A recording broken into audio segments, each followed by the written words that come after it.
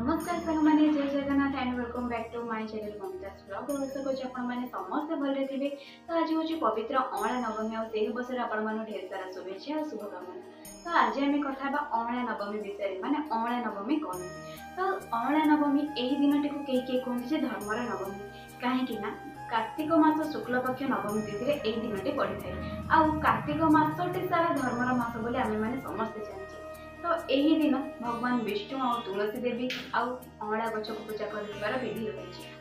अँला शब्दर अर्थ ही हूँ पवित्रता। आउ यही पवित्र दिन में दान पुण्य कले काले अशेष मंगल हुए बोली कथा अच्छे। आउ यही दिन में विशेष करके भगवान विष्णु को पूजा कर विधि अच्छी। तो यही दिन सकाल स्नान सारी तुलसी गछ अँला गछ भगवान विष्णु को जल क्षीर धूप फूल ए सब देकी पूजा अर्चना करा। गाँव में यही दिन मानक नवान्न भक्षण भी हुए धान भोग करके भगवान को अर्पण कर। तो यही दिन विशेषकर बहुत ही स्त्री लोक मैंने उपवास रखी था। यही दिन उपवास रखिले घर समृद्धि और मंगल होता है। यही दिन मंदिर में नाम संकीर्तन भजन भी कार्यक्रम लगी रही है। गाँव और सहर में सन्धार तुलसी चौरा मूले दीप जल तुलसी दीप भी पालन करते।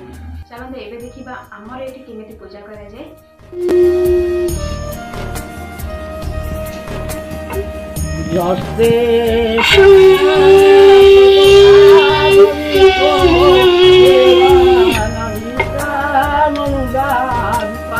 बालकोपला हुई मन दोष शिशुरा कंदन शुणी बंदे हुईला पुत्र स्नेह भौनती 12 मासे मध्य श्रेष्ठ कार्तिक विश्व धर्मर मास दशमी अवचार सुंदर एवं पुरंदर देव शिव पुरंदर आग्रह ज्ञान परिकम